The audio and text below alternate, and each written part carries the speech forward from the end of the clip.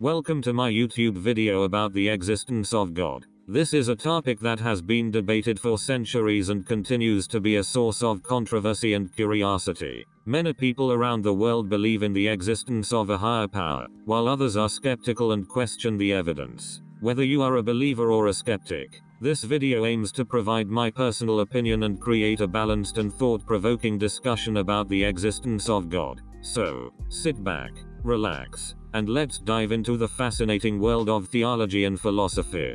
Part 1. Does the existence of God have any meaning? Let's start with a definition of what a God is. This depends on the definition that each person has of a God. I understand God as a supernatural being to whom worship is rendered, has power over a specific realm of reality and over the destiny of humans. Since anything can exist, we must be clear and never rule out any possibility. My first reflection on this topic is that the existence of some God is possible, but not in the way it is presented to us today. For me, the existence of a God is too human of a thought. It may be that there is something above us, but I think we should go beyond that. A God, like us, must come from somewhere. There must be some explanation for the existence of said God. Our existence could be explained because we have been created by a powerful being. But where would this God come from? Is it possible that our gods had other gods? I don't think so, because if that were the case, we would enter an infinite loop. It would be like an infinite matryoshka of gods. So, I rule out that gods simply appear out of nowhere. For an explanation of their possible origin, we can use the same argument I used at the beginning of the book, which says, we will never know the explanation because it resides in another plane of understanding. Let's continue. One of the main questions that comes to mind when thinking about the possible existence of one or more gods, not just one, is, why would we be created? In other words, what benefit does the God get from creating us? Does an all-powerful being create us and then disappear, leaving no irrefutable proof of his existence? We could also think that if a God had created us, he would be interested in us knowing that it was him, although there are many things that escape us, and therefore, this argument would not work, since it would be more logical for his creation not to know that it had been created by him. I come back to my original question, but this time reformulated. What benefit does a God get from us, his creation? I put myself in his shoes and think, what can I gain from all of this?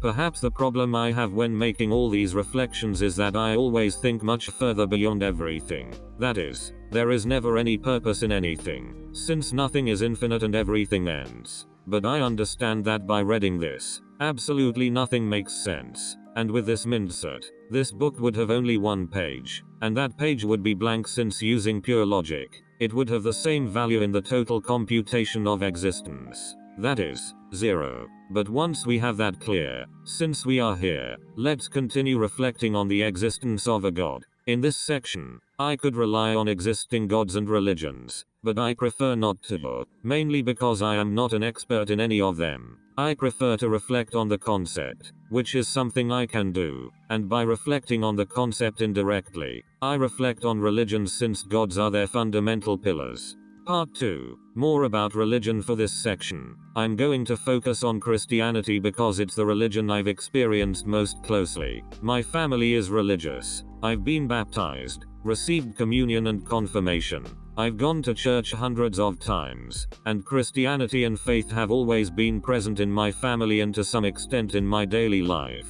So, God appears and creates the universe, the earth, and humans. So, as we said, we do not know from where God appears, so let's assume that God appears from nothing and creates everything we know. I won't argue this point any further because I want to go a little bit deeper. So, God creates the earth and later humans. Why? An omnipotent being creates a species on a planet in the universe we live in, which has been proven to be millions and millions of light years in size. He creates humans, disappears for thousands of years, then decides to reappear in human form, Jesus, for about 30 years and dies by crucifixion. History tells us that Jesus actually existed because there is evidence of this. What is not proven is the existence of God. But let's suppose that he really was the flesh and blood meant to illuminate the path for the rest of us mortals. God is an omnipotent being. He is everywhere and knows everything. Why did he send the figure of Jesus to earth? If there really was a God and he wanted the rest of us to know about his true existence,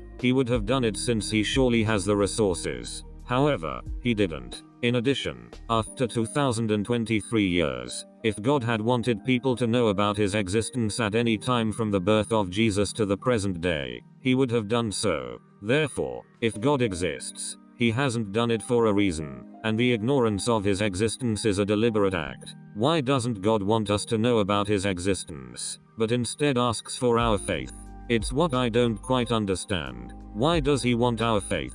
Is it because all religions, beyond Christianity, are based on faith?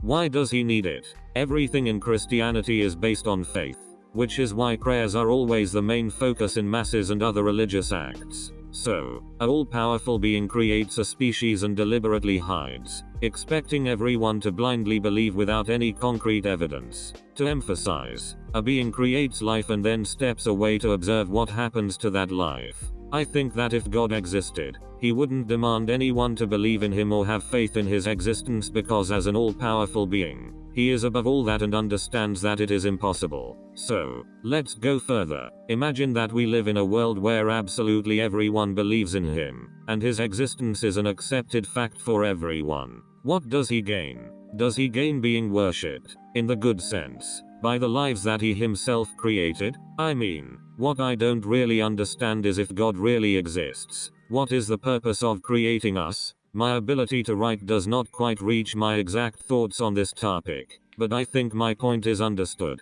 I don't quite see the point of anything. I imagine it as if you made an ant farm in your house, in which you can have absolute control over everything, but you decide not to do anything, which seems fine to me. Let us be free and have free will. Why do you want to have that ant farm? Why send Jesus only once? Why send Jesus so people know of your existence, but then not reaffirm your existence again? To me, religion is just a very human concept, an explanation to give meaning to life.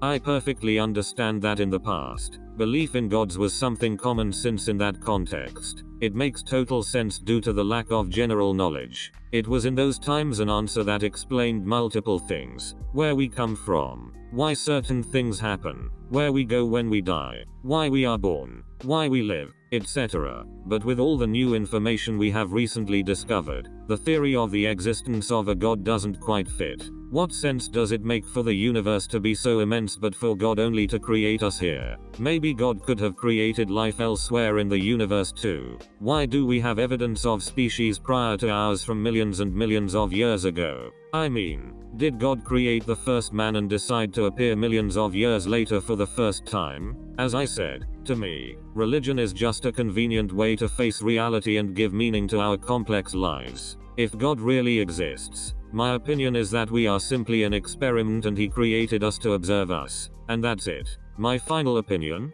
Personally, I wish there was a God, because it would mean that there is something more after death, and that would be better than darkness and absolute nothingness after death.